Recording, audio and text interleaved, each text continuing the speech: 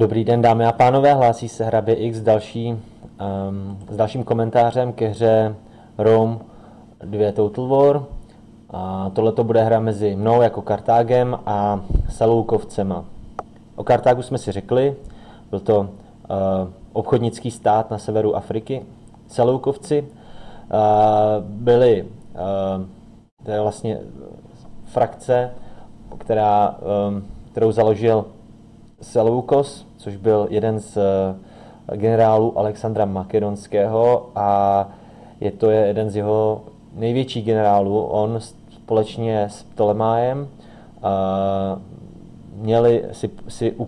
ukořistili po smrti Alexandra Makedonského největší díl toho jeho obrovského impéria, které sahalo od Makedonie až po Indii. A přes celou východní část a Egypt a všechno. Tak, tady na té hře bych chtěl ukázat to, jak je to blbý, když špatně přiřadíte jednotky k jednotkám. To znamená, že necháte svoje jednotky bojovat se soupeřovými jednotkama tak, že to je pro vás nevýhodný.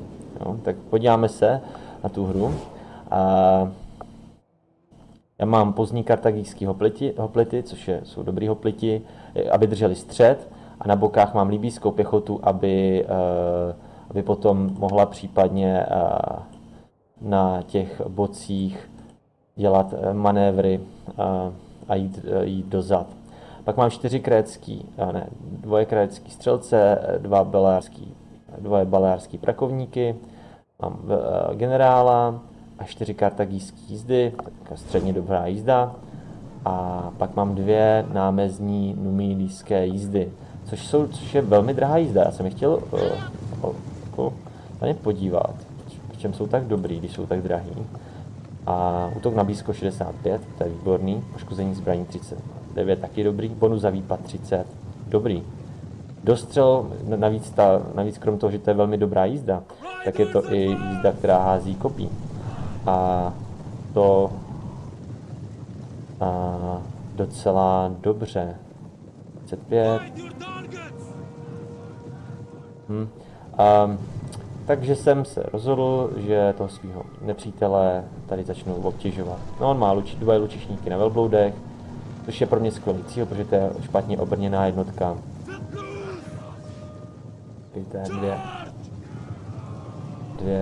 Dvě salvy a už tady umírají, to samý egyptský prakovníci, ale on vezme jednotku helenských katafraktů, což je shock cavalry, hodně silná, a převálcuje mě. Blbý totiž je, to jsem zjistil až později, že ta moje námezní nubidijská jízda má docela nekvalitní brnění, 45 proti jeho 90. Koukejte, ještě zapnul nějakou schopnost. Takže on mě docela vlastně zničil polovinu dost drahý jednotky. A tak to nebyla dobrá, to nebyla jedna dobrá výměna s mým oponentem. Tak další, co je jeho armáda, 4 horale, což je velmi levná jednotka, která nemá žádný skoro brnění, chabou morálku, blbý štíty, má sekirku, to znamená, že jsou lepší proti jednotkám, které jsou obrněný. Má nějaký skrytý bonus proti brnění. A na bokách má lepší,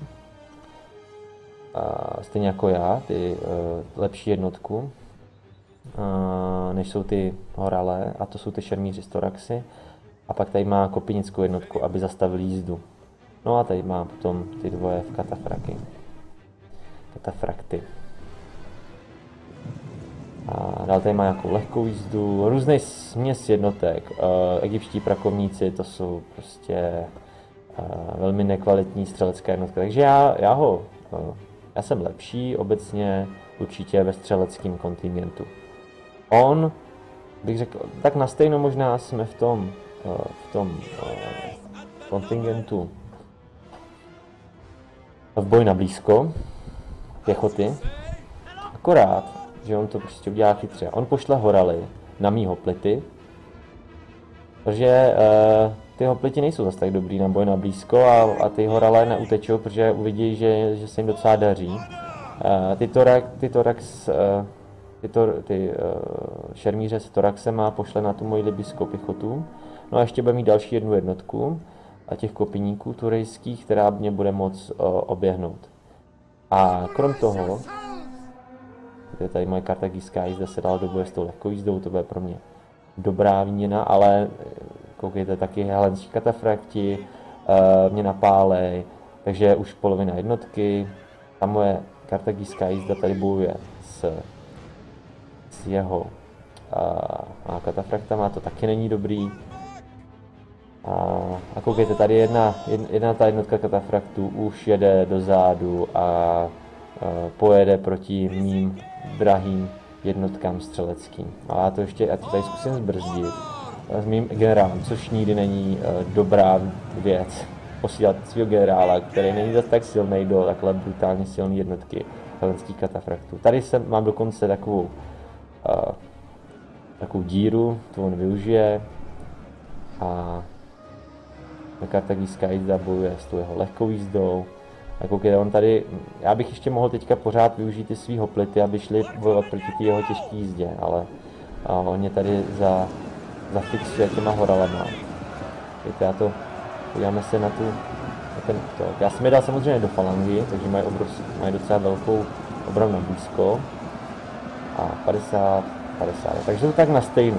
Takže problém je, že tady ta jednotka těch horalů je asi 4x levnější než ty mý pozdní kartagijští hoplity. Takže on vlastně zablokoval docela cenné jednotky. A navíc prostě má víc těch svých jednotek. A zvlášť jízdy, koukejte, a tam má ty moje střelci v podstatě neměli možnost se ani moc vystřelit. 12, 25 zabití, prostě slabý. A teďka budou zničení. Tady ta moje numidijská jízda bojuje s těma katafraktama, docela se jí bude dařit. Ta zdravá, co dostala ten nájezd první, tak ta uteče. Ale tadyhle to chvíli podrží, tady ty jeho jednotky, ale koukejte, jak to dopadá s těma horalama. Horale 122, kartagijští 138. Takže bojuje se tady tak vyrovnaně a za chvilku se stane to, že on mě obklíčí a půjde těm hoplitům dozad. Už se to tady děje těma šermířema. Tady ten boj, ta kartagijská jízda moje není špatná, já tady ten boj v podstatě nakonec mám pocit, že i vyhraju. Ale on tady má pořád ty svý katafrakty, který mě vybíjí. Koukejte, ty moje chudáky, ty mý balárský prakovníky. Velmi drahá jednotka, která tohle to nezaslouží takovýhle blbý zacházení. Já tady ještě se budu snažit střílet mu dozad, což možná něco málo udělá, ale ty katafrakti jsou tak dobře vybavení brněním, že a pár jich umírá, no, ale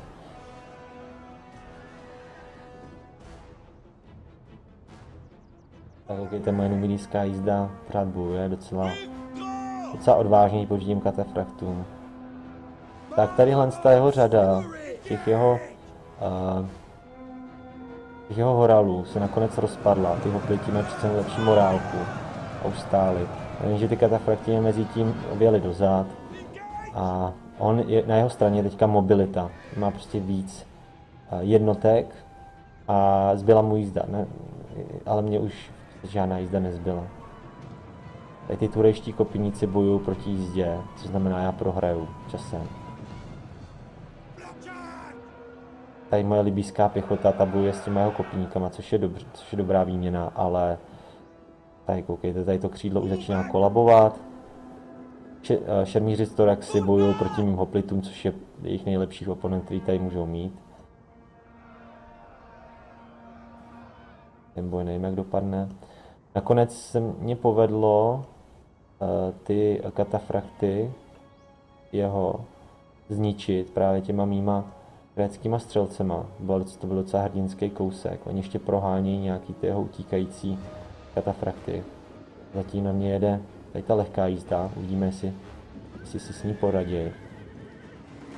že lučišníci, zvlášť ty krécky nebo ty balárští střelci, dovedou, když koncentrují tu svoji střelbu, dovedou i jízdu, která by normálně zabila, jsou schopní vyřadit dřív, než mi dojde, co se tady stalo.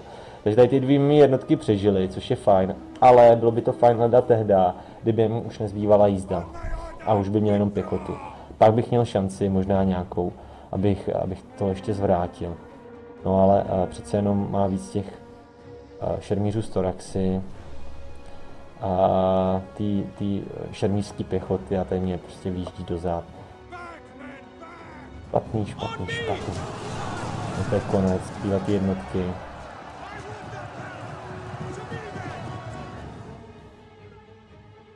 Slavné Kartágo začíná pomalu prohrávat, tím dál víc. Teď ještě ta skupina hoplitů odvážně se držících, i když už generál je mrtev. A já jsem se ještě rozhodoval, jestli zkusím přijít s těma dvěma jednotkama, ale když jsem viděl, že tam má jízdu, tak jsem uznal porážku.